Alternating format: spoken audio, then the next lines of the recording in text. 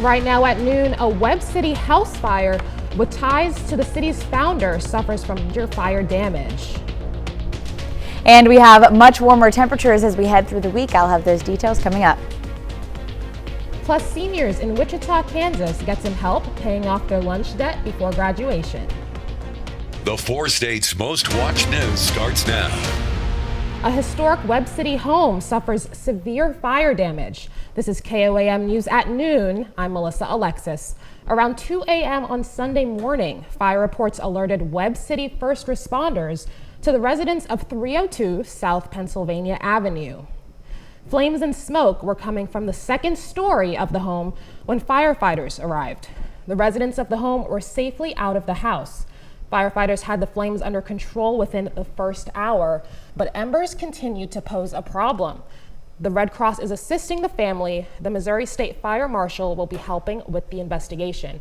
The home was originally owned by Elizabeth Jane Webb Stewart Chin, also known as Jane Chin. She was the cousin of John C. Webb, the founder of Webb City. Jane was known for her business sense, mining knowledge, leadership, and generosity. Jane and her husband, Charles R. Chin, donated $60,000 to build a hospital on 1400 West Austin in 1910. The hospital was later converted to an apartment complex, but still bears the name. Jane passed away in December of 1913. Let's check in with meteorologist Lindsay Gaffney for a look at the forecast. Well, temperatures right now are getting into the upper 70s.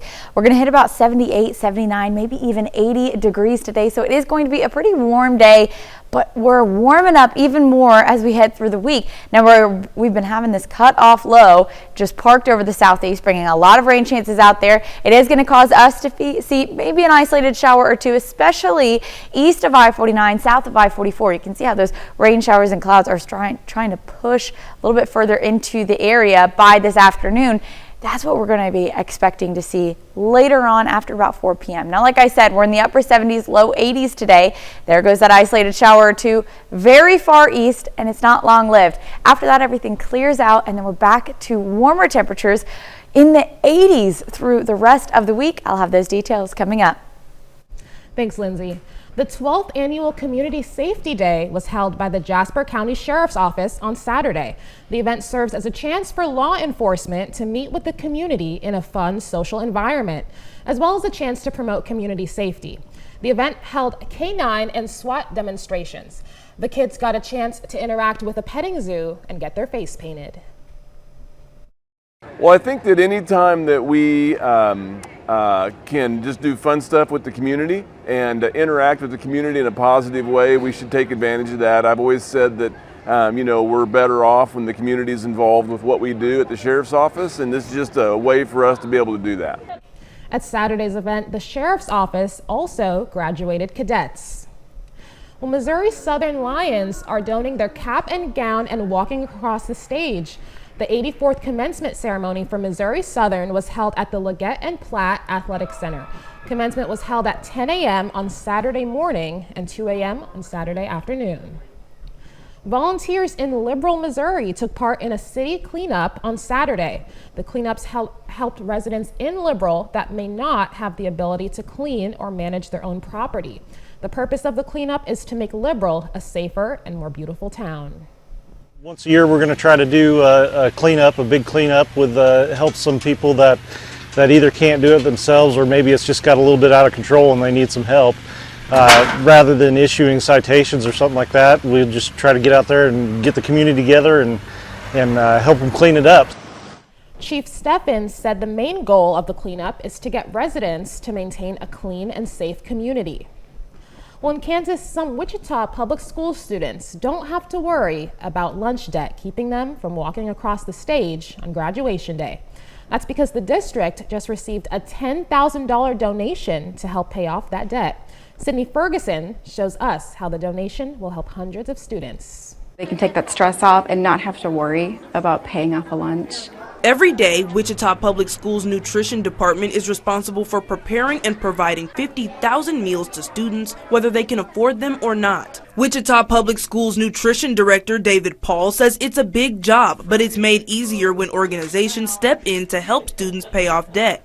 The donation is a really big deal. We think it's going to be great to alleviate some of that stress from our students that are going to be graduating here pretty soon.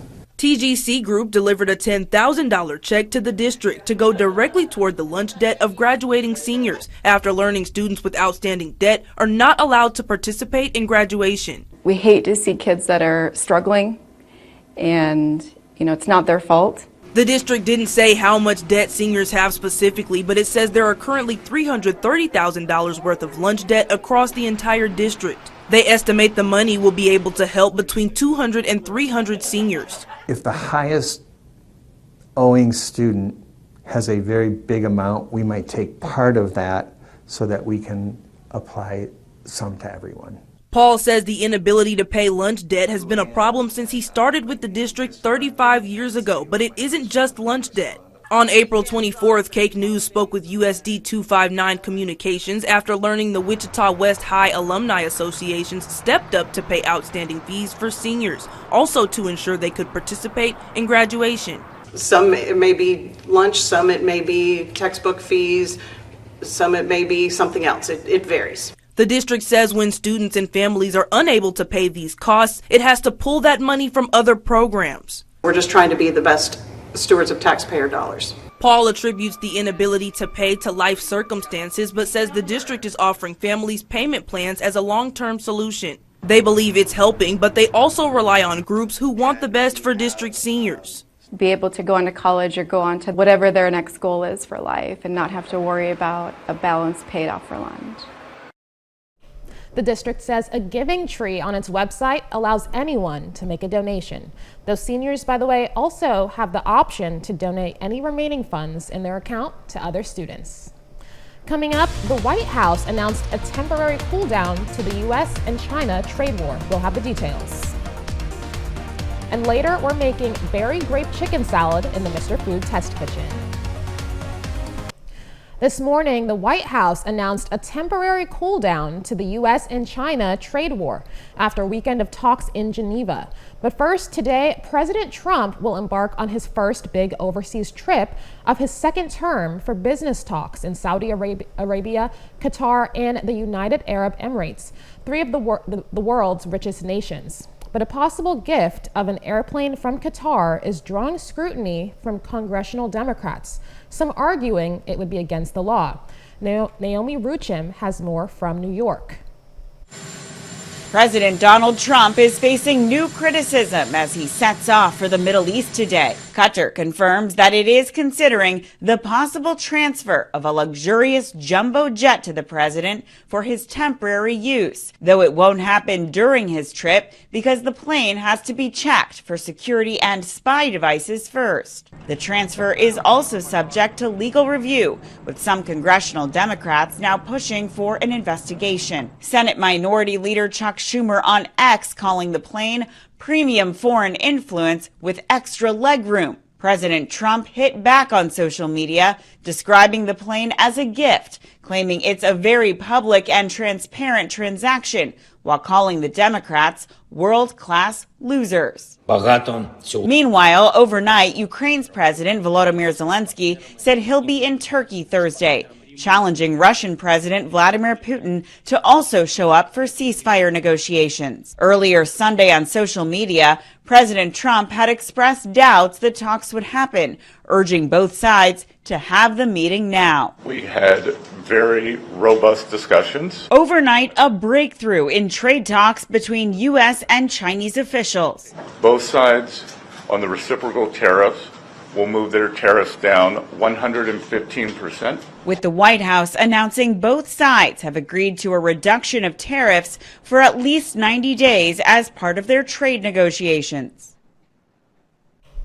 President Trump also announced that he'll sign an executive order this morning that aims to lower prescription drug costs. On social media, the president said, quote, "I'll be instituting a most favored nations policy whereby the United States will pay the same price as the nation that pays the lowest price anywhere in the world."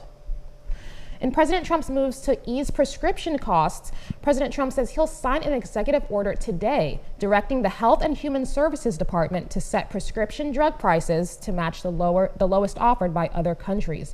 The proposal would only cover certain drugs covered by Medicare and given in a doctor's office, like cancer infusions or other injections. If implemented, the president says drug prices could be cut by as much as 80%. Well, Republicans released a bare-bones version of their tax bill on Friday, and the cuts are modest. The plan is pretty much a reauthorization of the 2017 tax bill. It would increase the standard deduction for an individual by $1,500 and $3,000 for married couples. It would also increase the tax credit for each child by $500. Those changes would last until 2028. The plan also increases the amount businesses can deduct from 20% to 22%. Now, this is just the first version of a bill coming out now before a key vote next week. It doesn't include many issues the House Ways and Means Committee is still hammering out. More details could emerge before that committee marks up the bill on Tuesday. Still to come on KOAM News at noon, Mr. Food. If you're looking for something different to serve at a graduation party, bridal shower, or maybe you're just looking for something light and bright, we've got just the thing. And we have a warm up this week. I'll have those details right after this. Well, we've had some pretty warm forecasted temperatures, and it's going to be a very warm week. Now, taking a look at our almanac from yesterday, that showed temperatures reached about 80 degrees. 350 in the afternoon, and then our low was about 50 degrees as well. So we were about 5 degrees above average for the highs, not quite close to the record temperatures, and we're going to stay above average through the rest of the week, even including today. However, today we do have a few more clouds pushing in and a couple of isolated showers that may affect us later on this evening after about 4 p.m. Until then, you can see, taking a look outside downtown Joplin, it is a beautiful day. We've got these upper level clouds, so it's not blocking out the sun too much, and it is just going to be really nice. Temperatures are reaching the upper 70s today, about 78, 79, maybe even 80 degrees in some areas. And then as those clouds disappear from our potential for isolated showers, temperatures are going to start to drop down through the 60s, reaching about 55 to 59 degrees for overnight low. So mid 50s, upper 50s. And then getting into Tuesday, we're into the 80s. So we're going to be about 82, 83 degrees. So we're well into the 80s. This is going to be the first day that we're not just hitting 80 degrees, but actually above that. However, on Wednesday, it's going to be our hottest day that we see, starting off in the morning, mid to upper 60s for our low, and the high upper 80s, 87, 88 degrees, and surrounding areas are in the 90s. So it's going to be our little taste of summertime on Wednesday. Temperatures do continue to stay warm through Thursday because of our ridge. That's our high pressure system. But you can see how this low pressure system from the northwest starts to push in a little bit further on Thursday night and into Friday, bringing rain chances to the area. So we're going to get thunderstorm chances starting Friday. You can see a few thunderstorms as early as noon in the day, but later on that evening, we could see the potential for some strong to severe thunderstorms. Now, you can see where the yellow, the red, the dark green is. That's where the line of thunderstorms really kicks off. However, we've got a lot of energy build up in our area, so we could see some thunderstorms popping up in our area earlier in the night. That threat returns on Saturday as well. We've got some showers sticking around throughout the daytime hours, but a lot of energy buildup, a lot of moisture in the area. That's going to be Saturday night too. And then heading into Sunday, another threat for severe weather. You can see where that line of storms starts to push in just out to the southwest of our area, and that's going to be Sunday night. Now, these threats will continue Friday all the way through Tuesday. You can see almost every night we're going to see a potential for severe weather. Now, this is Friday, mostly staying south of I-44, but all the way out to Kentucky, and you can see out in Tennessee as well. Now, by Saturday, a little bit more of an isolated threat. We're going to see a potential for some storms just south of Kansas City, could dip into our area. And then on Sunday, like we saw, we've got that line of storms that's going to be pushing in from Oklahoma into our area and then moving out towards the east. So a lot could change. We are still a few days out, but we are going to be watching for severe weather Friday all the way through Tuesday. After that, temperatures return back to average mid-70s through the following week. But until then, I mean, look at these temperatures, 80s, even upper 80s, sunny. So it's going to feel like summertime this week. Also, well, I'm looking forward to the warm weather. Stick around, we're making berry grape chicken salad in the Mr. Food Test Kitchen.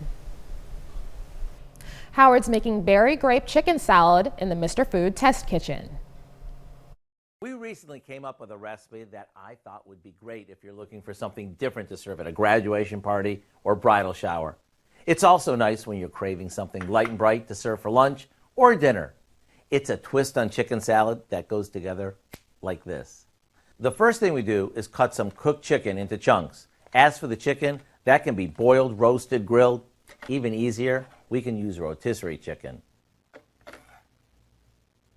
To that, we add some chopped celery, an apple that we've cut up, a bunch of grapes that we've cut in half, and about a cup of assorted berries. Instead of tossing this with the usual mayonnaise, to lighten things up, we toss this with a healthy amount of vanilla yogurt. And to give this a nice crunch, we add some chopped walnuts. After it chills, it's ready to serve. And whether you serve it on some mixed greens or stuffed in a sandwich, it's pretty darn tasty and colorful. So here's what I suggest. Go to our website and print out a copy of our berry grape chicken salad recipe. I'm Howard in the Mr. Food Test Kitchen, where today we found a light and bright way for you to say, ooh, it's so good. You can find this recipe along with a lot more good food from the Mr. Food Test Kitchen online. Just go to our website at KOAMnewsnow.com. Now here's a look at the 4-state market prices. Well, we've got a potential for some isolated showers today, mostly staying east of I-49, so that's why it's only a 10% chance. The rest of us are going to be dealing with partly to mostly cloudy skies, temperatures reaching the upper 70s, but we're going to be in the 80s for the rest of the week and weekend, with our highest temperature getting up to 87 degrees on Wednesday. Now we've got storm chances Friday through Tuesday, and that could be severe. I'll have to keep an eye on that for sure. What do we have coming up tonight, Dow? Whole lot is coming up today at 5. For starters, the Community Blood Center of the Ozarks celebrates a new Joplin Donor Center. We're going to have details about the new location, plus how the Joplin Police Department is using mental health professionals to better help community members in crisis. And the FDA recently approved the first cervical cancer test that can be done at home. We're going to have details on that for you. Hope you join us for those stories. A lot more, of course. It's coming up today, KOAM News at 5. That's the news for now. Thank you for joining us for the KOAM News at noon. Have a great afternoon.